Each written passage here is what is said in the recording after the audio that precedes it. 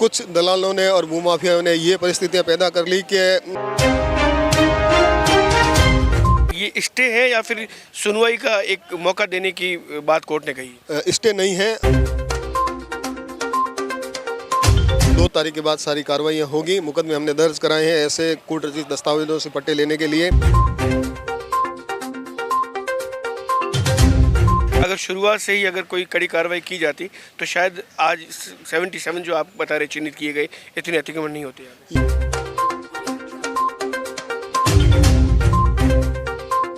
2 school हैं वो आ रहे हैं, एक ने कोर्ट में इजराए पेश की, वो 3 तारीख को इजराए हम निरस्त करा देंगे। ऐसे बाड़मेर में कई और इलाके भी होंगे, क्या वहाँ की मॉनिटरिंग करनी जरूरी है? उसको लेकर नगर परिषद कितनी सतर्क है? बाड़मेर नगर परिषद क्षेत्र में अतिक्रमण हमेशा से एक बड़ी समस्या रही है। जब भी कोई कार्य योजना बनती है तो ये अतिक्रमण हर बार आड़े आते हैं। ऐसे ही कई अतिक्रमण शिवकर रोड पे किए गए, जो सेंट पॉल स्कूल की सड़क है वहाँ पर किए गए, और उसके बाद जब यहाँ पर एक सड़क निकलने की 80 फीट की रोड निकलने की कार्य योजना बनी तो ये अतिक्रमण उस पर आड़े आए। हमारे साथ बाड़मेर नगर परिषद आयुक्त है जो आज पूरे लवाजमे के साथ यहाँ पर आए हैं और अतिक्रमण हटाए जा रहे हैं। आयुक्त साहब, ये पूरा मसला बताया कि आखिर एक साथ इतने अतिक्रमण हटाने के लिए इतनी जेसीबी क्यों लाने पड़े? नगर परिषद बाड़मेर के मास्टर प्लान 2012 के अनुसार ये रोड 80 फीट की है और पूर्व में नगर परिषद द्वारा यहाँ कुछ पट्टे मास्टर प्लान से पहले दिए गए थे और उसके बाद में दिए गए थे, लेकिन अब जब ये रोड सीधी बाईपास से मिलेगी और ये 80 फीट का मास्टर प्लान में ये स्वीकृत प्लान है, तो आगे इसको बाईपास से मिलाने के लिए शहर का जो यातायात का दबाव है उसको कम करने के लिए इसको 80 फीट करना था। और ये अभी राज्य सरकार की जो मुख्यमंत्री बजट घोषणा में सड़क है, तो आगामी बजट में इसको आदर्श सड़क के रूप में लिया गया है और इस सड़क को डिवाइडर के साथ में लाइटिंग के साथ में 80 फीट का बनाया जाएगा। तो आज हमने 3 दिन पहले सर्वे किया था, लगभग 70-72, फिर आज की तारीख में वो 77 कब्जे चिन्हित किए गए थे और जिसमें से 4 लोगों को कोर्ट में हमने अंडरटेकिंग दी थी कि उन्हें हम सुनवाई का अवसर दे के उनके साथ विधि सम्मत कार्रवाई करेंगे।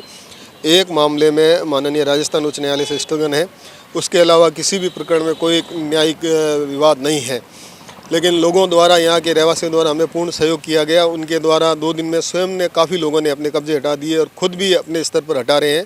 जहाँ कहीं परेशानी आ रही है तो हमारे द्वारा हटाई जा रही है। जिला प्रशासन द्वारा हमें पर्याप्त मात्रा में पुलिस प्रशासन ने दिया है, जाब्ता दिया है। मौका मजिस्ट्रेट एसडीएम साहब हैं, शांति व्यवस्था बिल्कुल कायम है और 2 दिन के बाद में फिर अगर नहीं हटे तो हम वापस यहाँ मंडे से कार्रवाई करेंगे। लोगों ने टाइम मांगा है 2 दिन का, लोग खुद हटा रहे हैं, लेकिन ये तय है कि बिना भेदभाव के, बिना किसी पॉलिटिक्स के यहाँ 80 फुट का रास्ता होगा और ये 80 फुट का रास्ता बनने के बाद में आगामी 3 माह में हमारा टारगेट है कि हम 31 मार्च तक इसको कंप्लीट करके और ये जनता को सुपुर्द कर दें और इसको बाईपास से मिला लेंगे। आने वाले समय में जो आगे अब यूआईटी यहाँ एक और जो सरकारी ज़मीन वहाँ कॉलोनी काटेगी, तो वो एक जो महावीर नगर हमारी स्कीम है वैसी की वैसी वो यूआईटी की एक स्कीम होगी।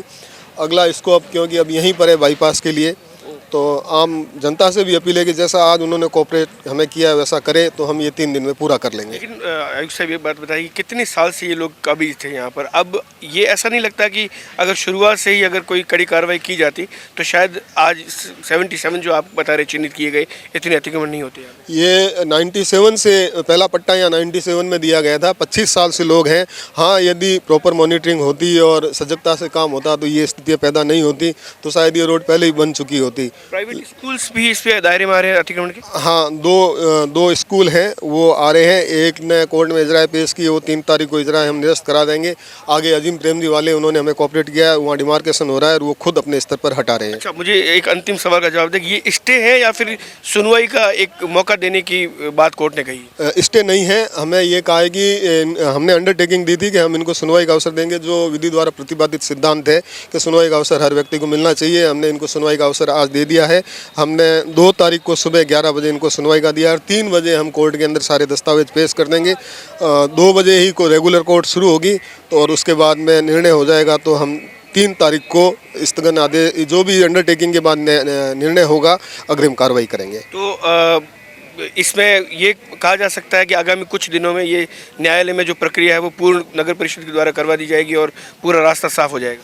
2 तारीख को हम न्यायालय के अंदर अपनी तरफ से जवाब प्रस्तुत कर देंगे, जो भी न्यायालय ने हमें डायरेक्शन दी है उसकी पालना में, और 2 तारीख को ये सारी कार्रवाई पूर्ण कर लेंगे और 3 तारीख को आपको यहाँ बिल्कुल स्थिति वैसी दिखेगी जैसी 80 फुट की होनी चाहिए जहाँ भी अपन खड़े हैं। एक और सवाल जोड़ लेता हूँ, भविष्य में इस तरह की परेशानी ना हो, इसको लेकर नगर परिषद कुछ सोच रही है कि मान लीजिए आपने कहा 97 से यहाँ पर लोग काबिज होते आए हैं, ऐसे बाड़मेर में कई और इलाके भी होंगे, क्या वहाँ की मॉनिटरिंग करनी ज़रूरी है? उसको लेकर नगर परिषद कितनी सतर्क है?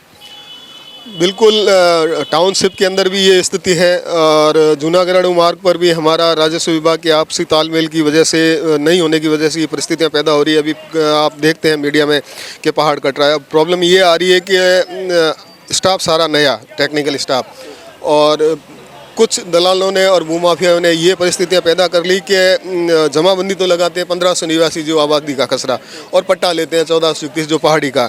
ऐसे हमने 2 मुकदमे अभी दर्ज कराए हैं, और चूँकि साल का अंत है तो सारी चीज़ें पुलिस भी कैलेंडर ईयर के अंदर कोई कार्रवाई थोड़ा सा सेफ है।